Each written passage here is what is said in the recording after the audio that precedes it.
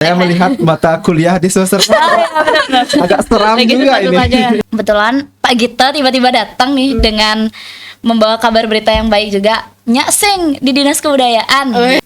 Jadi terkadang kalau kita kumpul tuh kita bahas kampus masing-masing gitu baik buruknya. Pasti kan setiap kampus ada baik buruknya. Iya, benar-benar. Itu kayak seru gitu loh, saling bertukar matkul ini di sana kayak mana. Itu sebenarnya sih kita kan Ya, sama. Itu kan tugas pokoknya kita di sana ber-13 tuh itu mencari data. Entah itu kita mau masukin ke WBTB atau TCB itu kan tergantung dari kitanya kemana arahnya. Terus selain kita turun ke lapangan juga di kantor kita juga Ya, tetap benar. bantu di masing-masing bidang. Nah, Karena kita harus mempunyai akun baru, akun namanya kalau di sini kan I Miss You, kalau di UGM itu si Master. Kita tuh harus dapat NIM baru dan lain halnya itu. Nah, kita kan nggak tahu ya karena kita harus daftar email UGM dan lain halnya karena apa-apa di sana kita harus terdaftar punya email UGM gitu. Kadibani Rimpahuman, Binaya Podcast. Halo sahabat budaya, kembali lagi bersama kami di Binaya Podcast. Oke, sebelum kalian nonton video ini, pastikan kalian sudah like, subscribe, dan nyalakan tombol notifikasi di atas agar setiap kami upload video baru, kalian bisa dapat notifikasi di gadget kalian masing-masing. Oke, langsung aja ke pembahasan. Jadi, hari ini kita ada 3 narasumber baru nih dari segmen yang paling ditunggu-tunggu mahasiswa-mahasiswa sekarang, yaitu MBKM. Oke? Ya, ada nggak ya? Oke. Buat kalian, kita udah pernah up video sebelumnya. Buat kalian yang udah nonton, di episode yang udah lewat itu kita ada 2 narasumber, yaitu Kak Agus Gunawinata, itu dia milih MBKM Pembangunan Desa, dan Kak Sri Prateka ya.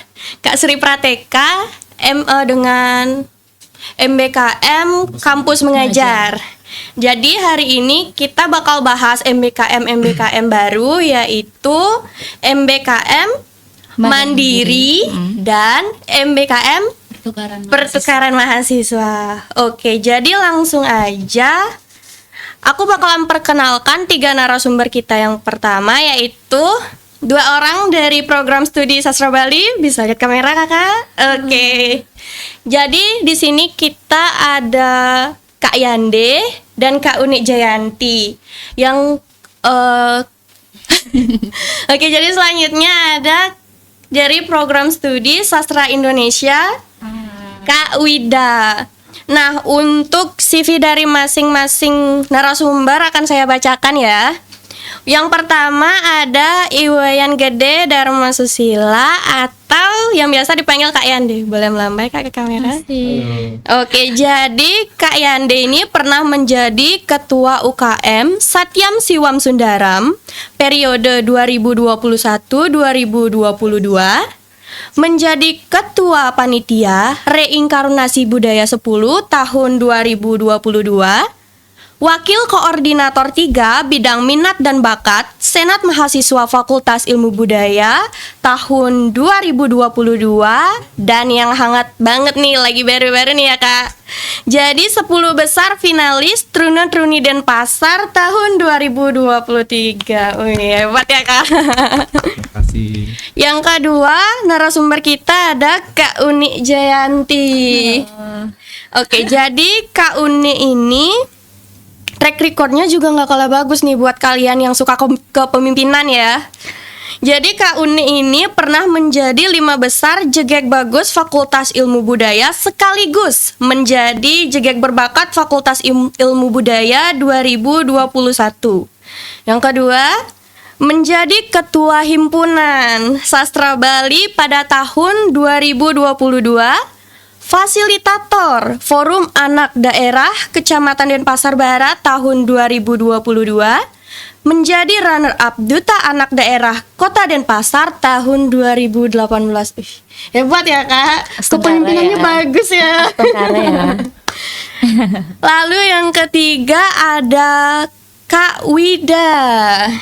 Oke, Kak Wida juga ini nggak kalah bagus ya. Ini kepemimpinan juga cocok buat kalian yang cewek-cewek yang mungkin ada minat di kepemimpinan nih, bisa ikut jalannya mereka.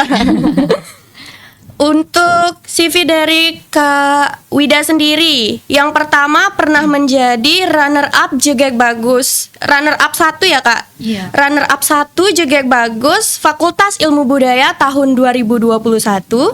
Pernah menjadi Ketua Himpunan Program Studi Sastra Indonesia tahun 2022.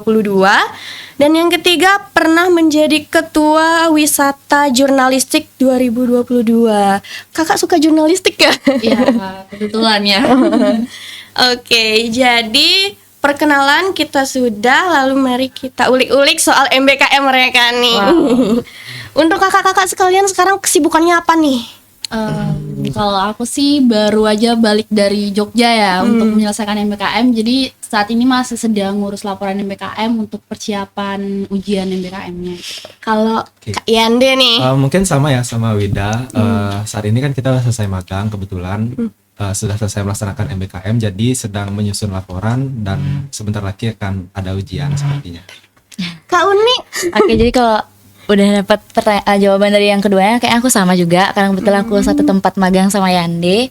Tapi di luar itu juga lagi ada aktivitas lain kayak latihan-latihan kecil biasa. Oh, Iya. gitu ya. Tapi pernah nggak sih ngerasa kalau misalnya habis MBKM lu malah makin stres gitu, apalagi skripsian ya sekarang mau ngajuin ini. Jangan bahas itu bisa nggak? Beda. Iya, betul-betul. Oke, masih gini ya, masih kayak perasaan pas MBKM-nya masih ada gitu ya feelnya sampai Masih. sekarang. Kangen nggak kira-kira?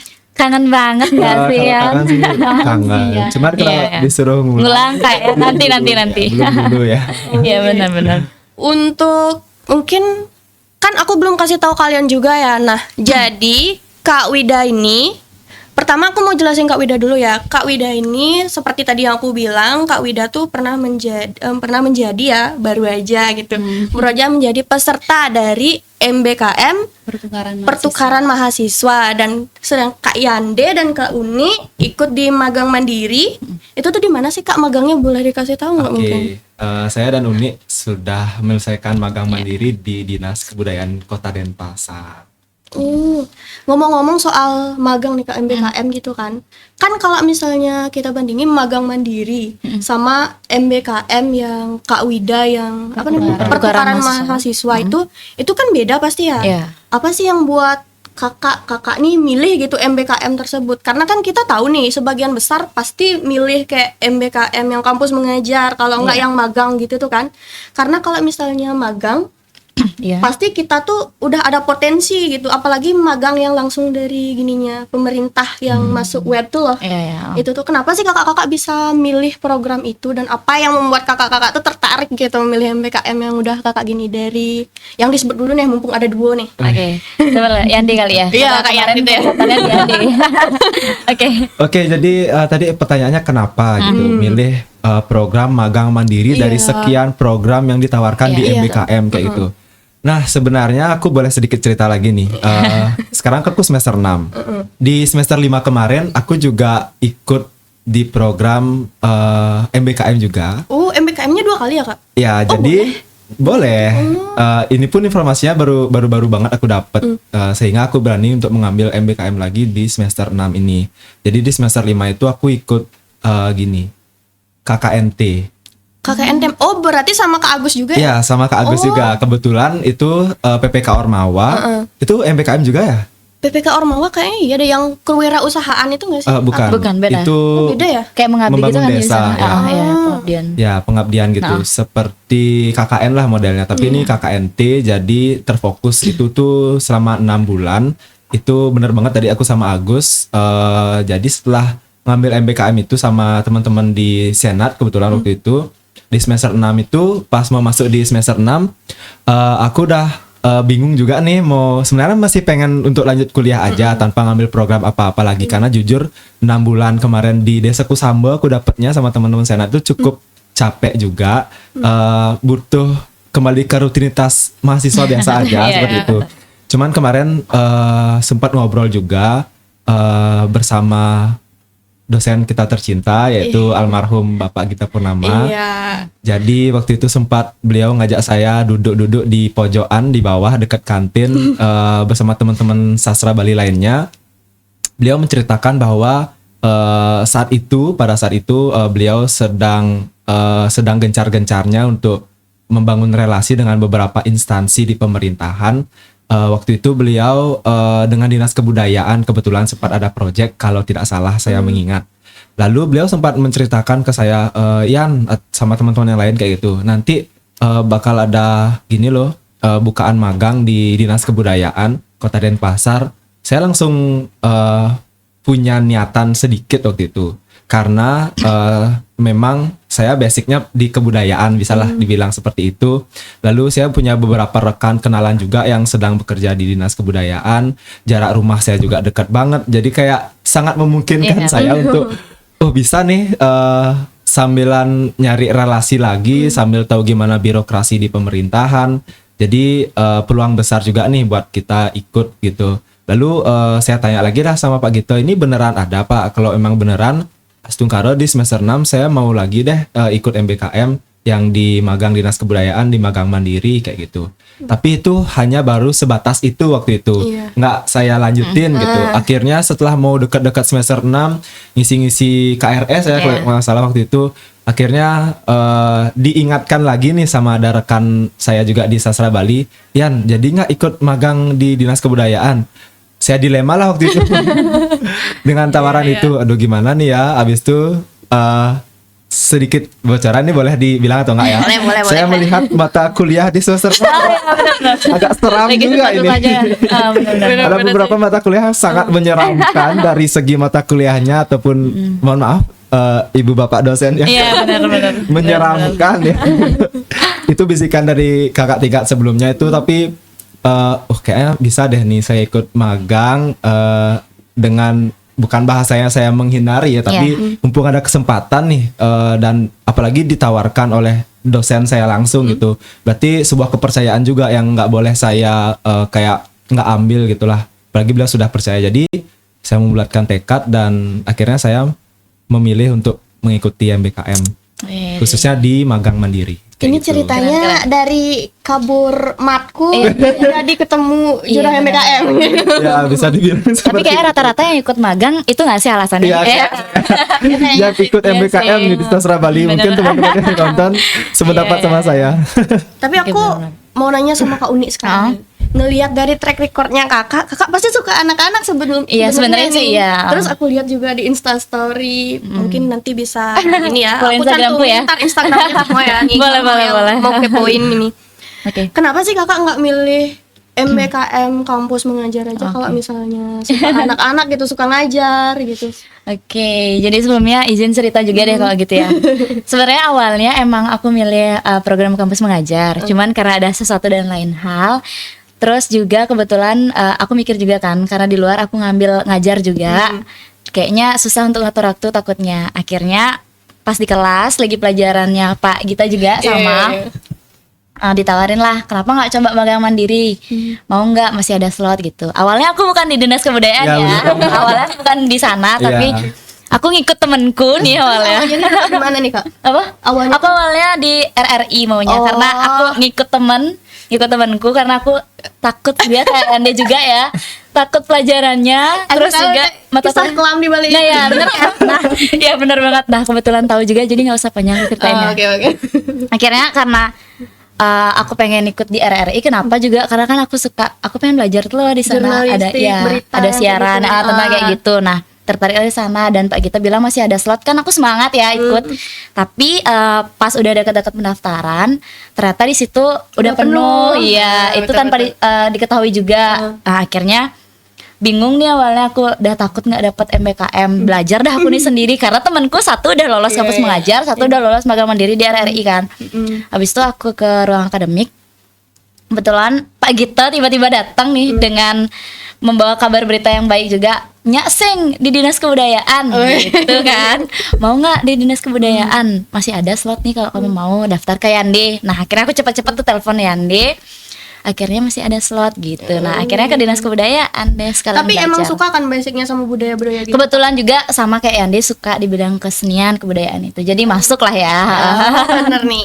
Kalau Oke. Kak Wida nih sekarang, Kak Wida kan paling beda nih. Ini udah Iya, mandiri. iya. Kak Wida udah. Mungkin kalau kalian magang itu menghindari mata kuliah. Kalau aku di sana sama Malah aja nyari kuliah. bener.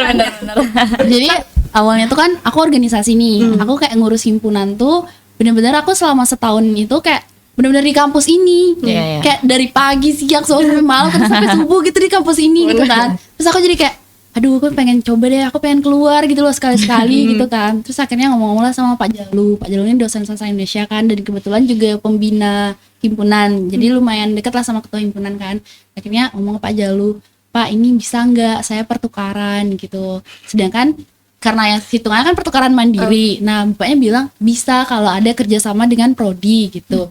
Akhirnya adalah bapaknya ini berusaha nanya ke konsultasi ke prodi kan, katanya bisa. Akhirnya bapaknya itu menghubungi dua universitas, UNS sama UGM.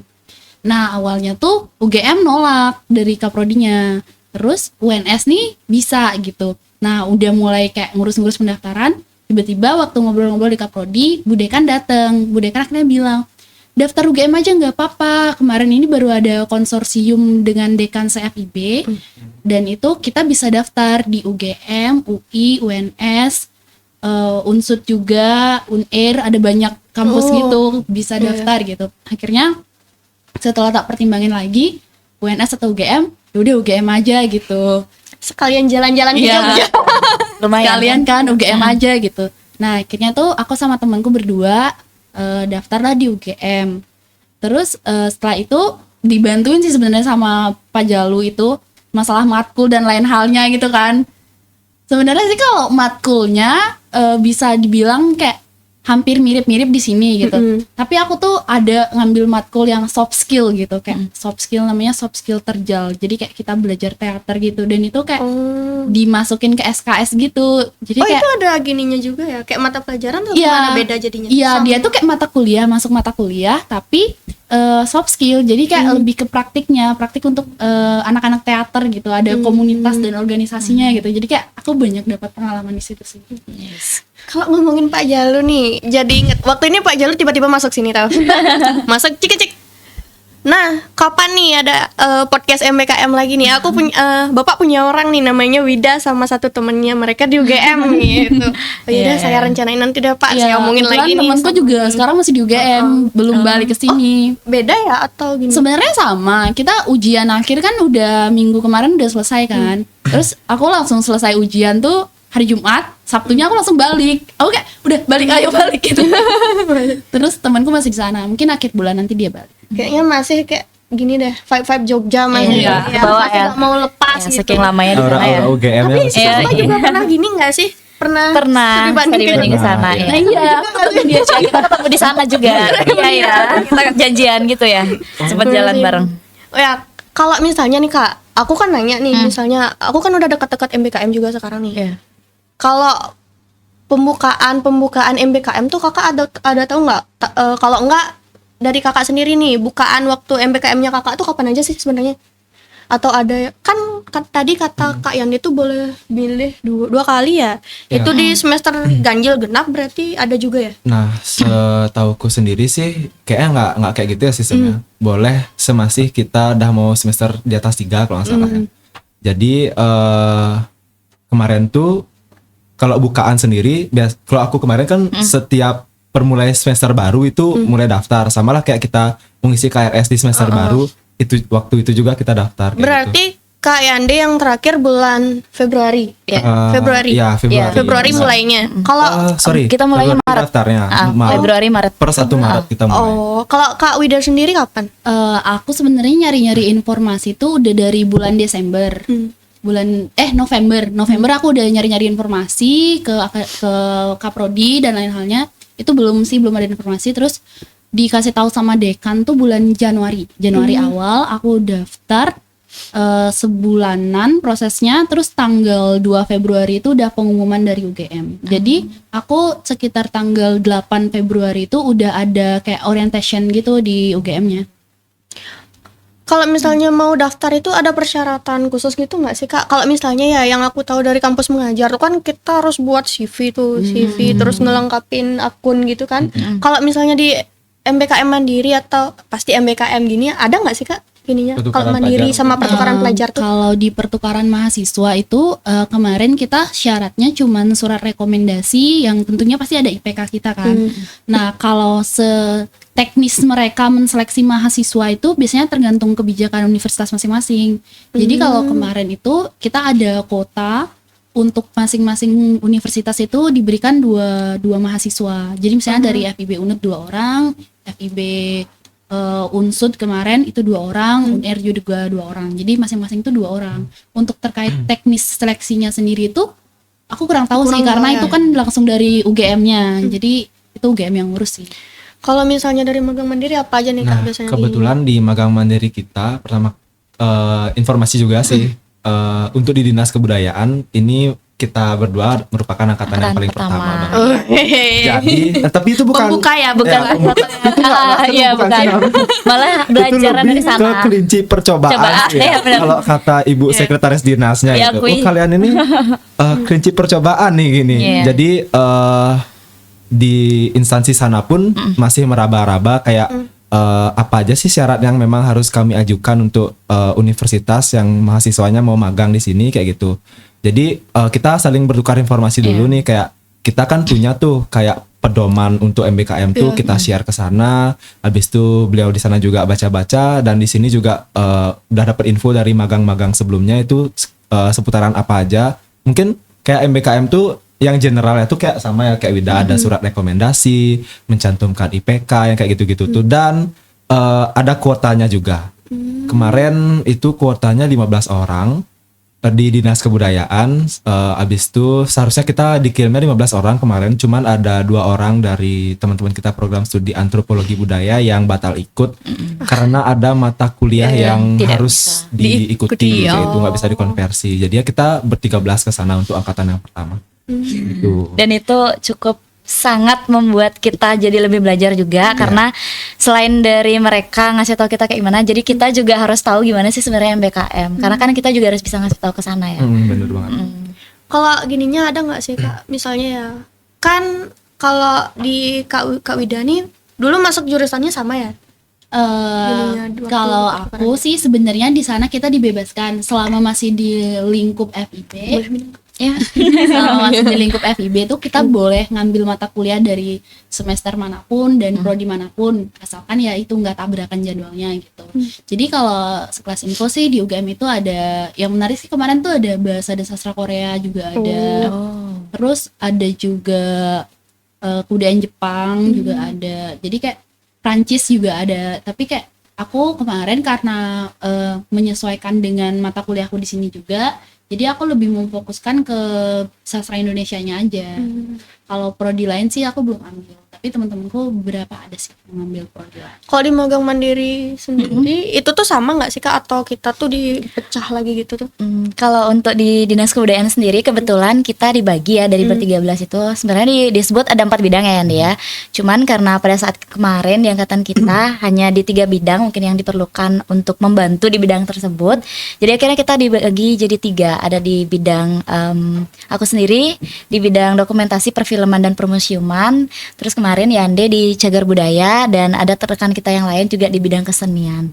Jadi di sana dapat kuota 445 kalau nggak salah. Ya Yande ya. Karena kita 445 tuh berarti 4 orang 5 orang gitu. Iya. Ya kalau nggak salah ya. Jadi 14 ya? Enggak ya? 4, 5, 8 tambah 5. Ya kan jadi matematika. Iya aku benar. Iya benar kok. Benar. Terus tugasnya kira-kira apa aja nih Kak yang di sana? Kalau tugas, nah ini balik lagi nih ke latar belakang angkatan pertama. Iya betul. Jadi sebenarnya sebelum almarhum Pak Gita meninggalkan kita semua, jadi ada Bu Wiwin namanya, beliau merupakan sekretaris Dinas Kebudayaan Kota Denpasar. Jadi kita beruntung banget ketemu beliau. Jadi beliau yang selama ini mengarahkan kita dari menerima, membimbing, mengarahkan sampai pelepasan kemarin tuh beliau tuh selalu ada. Jadi di pertemuan pertama kita tuh sebenarnya beliau tuh udah ada rencana nih sama almarhum Pak Gito kayak anak-anak ini bakal diajak kerjasama seperti apa kayak gitu di Dinas Kebudayaan. Beliau tuh udah punya gambaran sebelumnya sama Pak Gito, sehingga rencana yang beliau buat sama almarhum Pak Gito inilah yang sebenarnya menghantarkan dibukanya gerbang FIB ini bekerja sama dengan dinas untuk melakukan program MBKM ini kayak gitu. Akhirnya program itu tetap kita jalankan, namun mungkin tidak terlalu sesuai dengan harapan seperti itu. Karena memang angkatan pertama lagi dan untuk program yang baru dilaksanakan ini tuh perlu penyesuaian lagi. Jadi kita kan udah dibagi ke masing-masing bidang tuh. Jadi sebenarnya tugas utamanya kita itu sudah kita sepakati juga dengan Dinas Kebudayaan itu untuk mencari atau mendata OPK di Kota Denpasar. Jadi OPK itu tuh objek pemajuan pemajuan kebudayaan. Ya, betul. Jadi paling enggak lah itu tuh seperti WBTB atau enggak ODCB kayak iya. gitu. Tunggu Kak, aku Ya. belum ngerti nih WB. Oke. WBTB. Aku nanti dengerin. WBTB. WBTB itu warisan budaya tak benda. ODCB objek dugaan cagar budaya. Ada contohnya nggak sih Kak biar Ada. aku makin ngerti nih gitu. WBTB warisan budaya tak benda itu tuh seperti tari, musik, ya kayak gitu. Habis itu ODCB objek dugaan cagar budaya itu seperti bangunan-bangunan yang sudah berusia kurang lebih 50 tahun. Jadi standarnya mereka tuh 50 tahun baru bisa kita ajukan sebagai ODCB. Berarti FIB masuk nih. Masuk ya. Masuk dong Harusnya sih harusnya. ya masuk ya. Ya. Memang bukan harusnya udah ada sih tuh prasasti di depan Udah sama sih. Arca Iya, Vanessa. Udah. Bener Ya, sih. kayak gitu. Jadi tugas kita tuh untuk mendata itu di Kota Denpasar. Sebenarnya Dinas Kebudayaan juga sempat memberikan latar belakang kenapa kita sangat dibutuhkan untuk mendata itu. Soalnya Provinsi Bali ini lagi gencar-gencarnya nih bersaing sama provinsi lain di Indonesia untuk meraih peringkat kayak ya bisa dibilang daerah yang memiliki warisan budaya yang paling banyak lah seperti itu. Dan kalau nggak salah Bali itu posisinya tuh di bawah Yogyakarta. Iya. Ya jadi Jogja itu Saingan ya. Ya saingan. Terbawah lagi. Bisa dikatakan lagi. saingan ya. Dan Ibu Wiwin itu bilang kayak kenapa bisa Jogja lebih banyak daripada Denpasar, sedangkan warisan kita juga Denpasar tuh banyak banget warisannya. Kendalanya itu adalah kurangnya yang mendata dan mengajukan seperti itu. Makanya kita tuh diberikan Kebetulan anggaplah kita kayak di sana. amanah kayak gitu. Iya, betul, Silakan betul. teman-teman MBKM melanjutkan amanah ini ya. Lalu Kayak gitu. kalian meneruskan. Dan soalnya kalau kita lihat sendiri pegawai-pegawai PNS atau enggak ASN yang ada di Dinas Kebudayaan itu tugasnya mereka tuh nggak bisa sepenuhnya untuk mendata itu kayak mereka tuh harus tetap di birokrasi, ngurus ada surat tugas menyurat, pokok lain juga yang harus tugas mereka pokok selesaikan lain di yang- kantor. dan itu yang membuat mereka nggak bisa fokus untuk mendata ini. Walaupun ada bidang-bidangnya sendiri ya, kayak mereka tuh udah sibuk banget gitu loh. Akhirnya kita diberikan amanah itu dan kita sepakat untuk mengerjakan itu.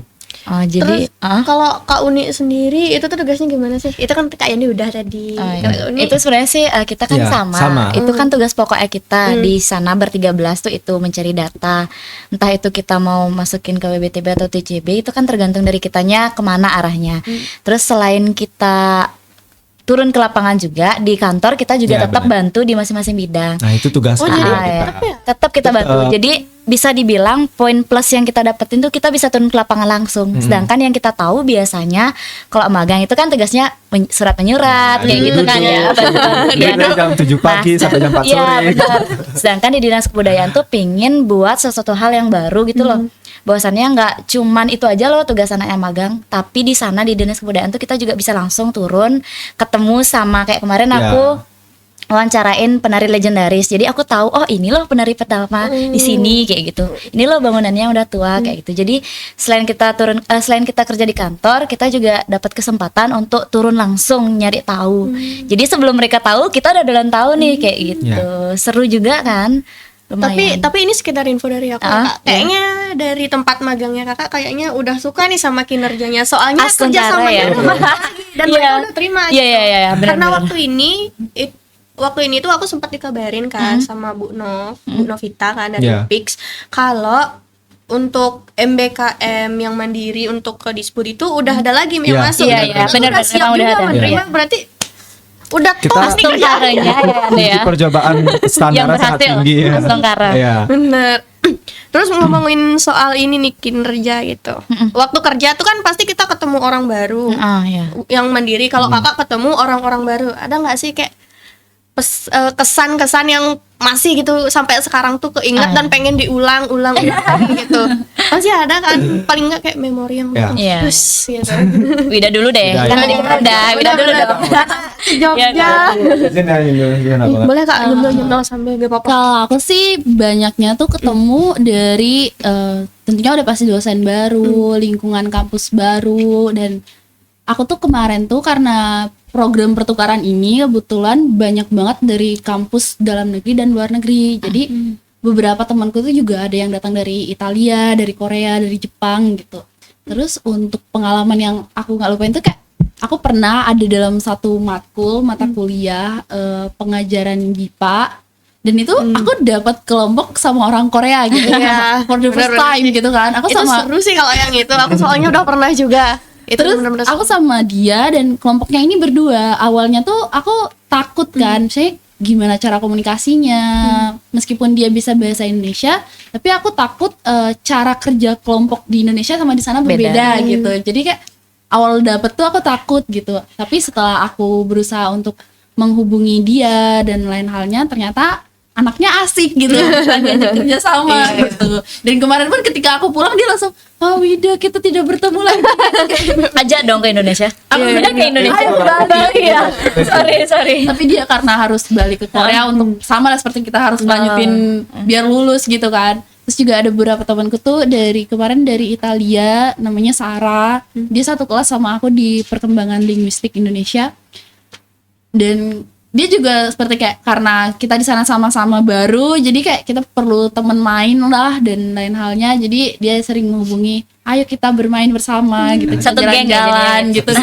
Satu circle. Jadi yang pengalaman yang nggak aku lupain tuh bener-bener circle ketiga jadi kayak balik nih udah nggak Indonesia aja makin gitu. nyebar Iya. ya, nggak Indonesia aja. Dan kebetulan kemarin tuh juga ada beberapa temanku dari Unsur, dari Unair juga, dari Andalas juga.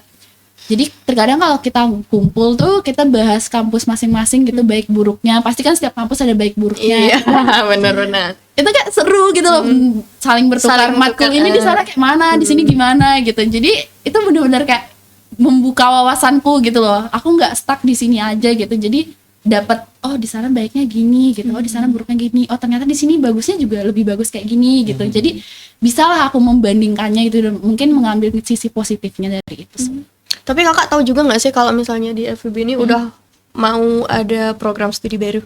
Apa itu? Oh, iya. Sastra Korea sama benar, lagi benar. satu, Tahu. lagi satu sastra apa ya? Sastra Mandarin nggak sih? China nggak? Itali, Oh, Itali dan Korea. keren. Jadi Nambah dong peserta jebaknya. Iya. Jadi udah pas ya. kalian yang mau daftar besok itu ditunggu ya, prodi terbaru dari FEB. Mungkin kemarin aku di sana ngelihat program studi bahasa Korea tuh kayak, wih keren banget nih. Iya, pasti keren Di dong. sini pasti keren Di sih sini kalau pasti ada keren itu. sih. Harusnya rame sih yang ikut. Iya, rame. Terus kalau misalnya dari magang mandiri sendiri nih, gimana nih? Siapa nih? Ya nih. Pengalaman gini ya yang bisa Yang pengen diulang pokoknya apa sih? Berkesan, gitu? berkesan. Berkesan. Iya. Selain mengalami ketekanan sesuatu, pasti ada yang buat terkesan gitu. sebenarnya yang paling berkesan tuh sebenarnya waktu apel sih. Kenapa? Itu bangun pagi nggak Ya, sih harus? itu tuh- Iya kan? Ini kan udah sekolah. Kita harus bangun pagi dan kayak benar-benar pegawai kantoran, dan aku paling suka kalau ada yang bilang, "Oh, pegawai baru ya." Jalur hijau nih. Iya, besok. kayak Kartu karo harusnya ya sih nggak jalur sih? hijau ya. Itu ya kayak aku apel tuh sembahyang, soalnya aku kalau ngantor kan biasalah menyesuaikan pakaian di sana. Ngantor aja nih. Iya, Kita makainya kayak ID card kayak gitu, pantofel, sepatu kayak Baju pun orang ngikut kerja tuh, lah ya. ya. Dan aku tuh pasti baris di barisannya ASN pegawai. Di belakang-belakang adalah sama bapak-bapak random kayak ngeliat-ngeliat gini, pegawai baru ya gitu. Dari atas Sampai atas bawah. ya kayak gitulah. Itu sebenarnya yang buat kangen gitu loh, tapi agak males itu dibangun paginya sih sebenarnya. Tapi seru banget kenal Berarti kenal kakak bukan orang-orang. morning person ya? Morning person Morning sebenarnya. person banget dia mah. Morning person banget. Tidur pun morning ya. Iya kan? Sebenarnya morning person tapi morning itu jam 9 gitu. gitu. Morningnya di atas jam 8 berarti Iya. Benar. Kalau Kak Uni sendiri gimana nih? Oke, Kak, mungkin aku nggak di apel ya, karena yang paling rajin ikut apel di sini kebetulan Yande sendiri.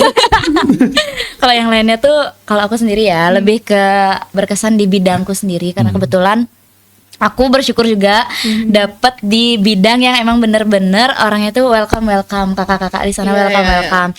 Kebetulan kepala bidangnya juga baik, ibu sekretarisnya juga baik, jadi di sana benar-benar dapat ngerasain kekeluargaannya banget gitu loh. Nah, gak ada pembeda antara mereka yang sebagai pegawai sedangkan kita yang sebagai magang. Itu benar-benar diajak bareng dan diajarin gitu loh. Yang kayak semisal kayak kemarin kita ada kegiatan yang baru summer camp. Itu kita kayak aduh nggak mau nih cepet-cepet selesai soalnya itu kan baru kita ngerasa yang namanya kekeluargaan yang benar-benar gitu loh. Nah, kita sampai itu ikut kegiatan di sana, makan dimanapun kita selalu diajak. Bahkan kemarin sebelum berakhir, sebelum acara formal di kantor, kita pun diajak makan di luar. Aku ya, khususnya aku di bidangku. Jadi enak banget ya kayaknya ngerasain banget kekeluargaan. Ngerasain banget, nah gitu. bener-bener itu aku sempet diajak makan keluar, bahkan kita dapat hadiah khusus di bidangku ya. Kalau di bidang lain aku kurang tahu, mohon maaf. Ya kan, karena setiap bidang punya ceritanya masing-masing. Iya benar. Jadi selain aku ngerjain penelitian pendataan kemarin, itu juga mereka ngasih tahu kok rekomendasi kemana sih harusnya aku bisa jalan biar aku nggak bingung juga sampai udah di lapangan kemana yang ngapain, itu di sana juga dikasih tahu. Tapi Pokoknya kalau banyak misalnya dokum tuh kayak everywhere ngevlog nggak sih? No, sebenarnya itu yang mungkin bisa dibilang salah paham untuk orang-orang yang tahu ya. Awalnya aku pun juga bilang, Yan, aku dapat di dokumentasi, aku nggak bisa ngedit ya, aku nggak bisa ini, aku bilang gitu ya sama Yandi.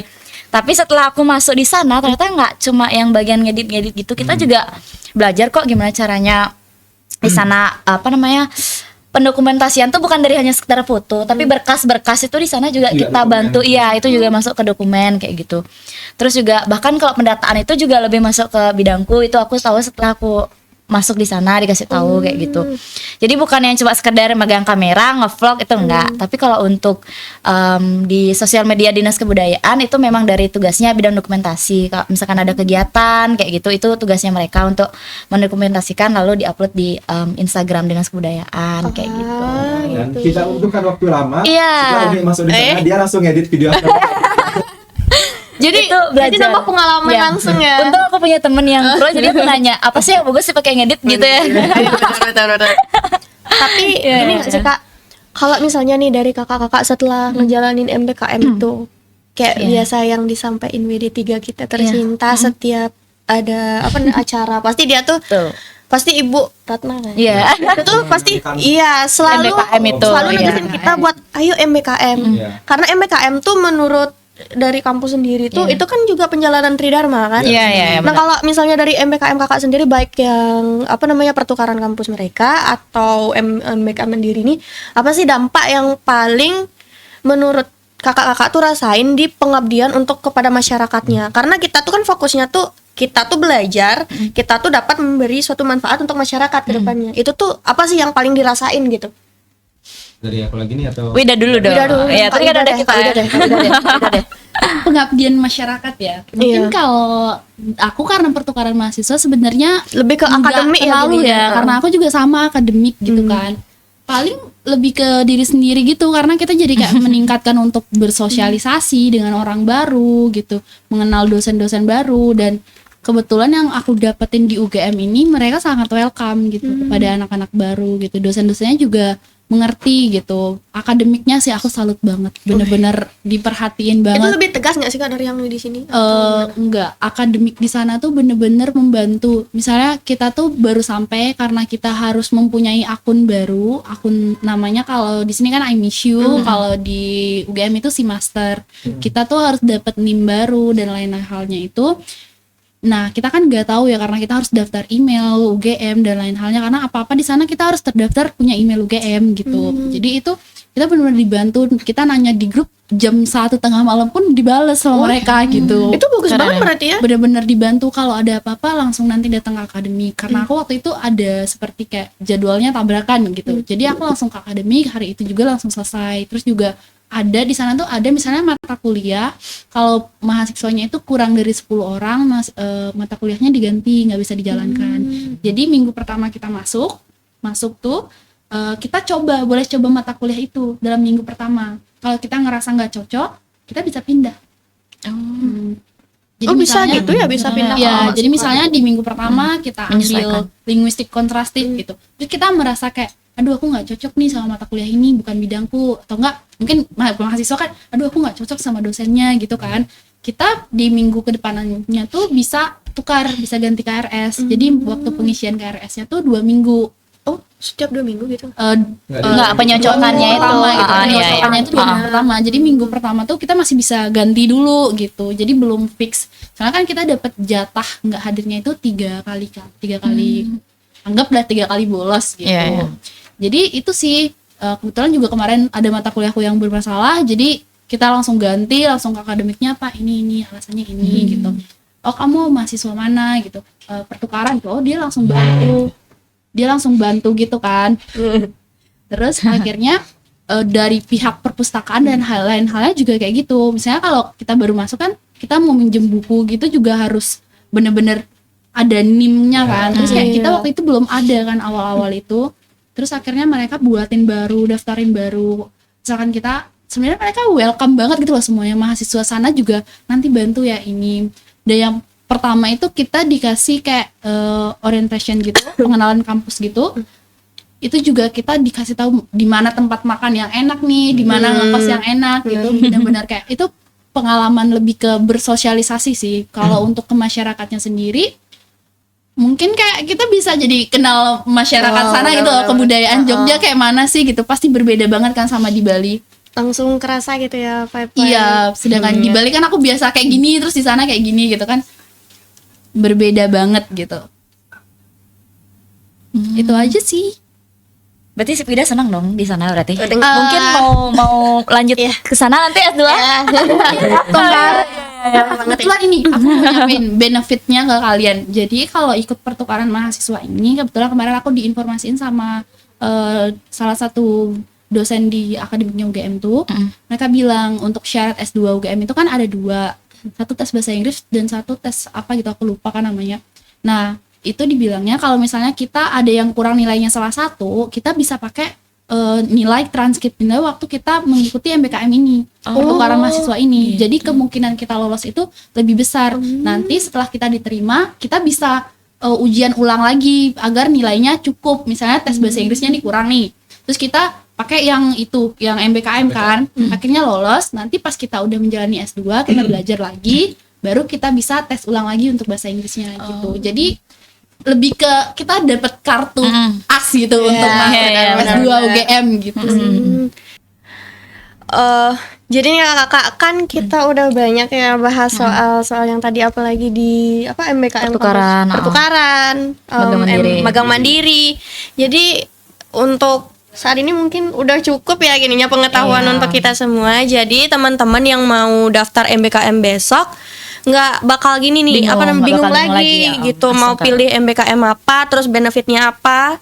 Dan mungkin kakak-kakak ada argumen terakhir gitu, ini terakhir untuk teman-teman yang mau MBKM nih, semangat gitu gimana? Mungkin satu dari aku, teman-teman mahasiswa, kalau kalian pengen tahu lebih banyak tentang kehidupan masyarakat di dunianya ini khususnya, MBKM itu adalah solusinya. Itu semangat. Dan juga jangan pernah takut untuk mencoba, karena kalau sebelum kita coba kita nggak bakal tahu dong gimana isinya, ya kan? Benar sih. Jadi itu dia, sekian dari episode kita kali ini bersama Kak Yande, Kak Wida, dan Kak Umi. Jadi see you di podcast kita selanjutnya. Bye.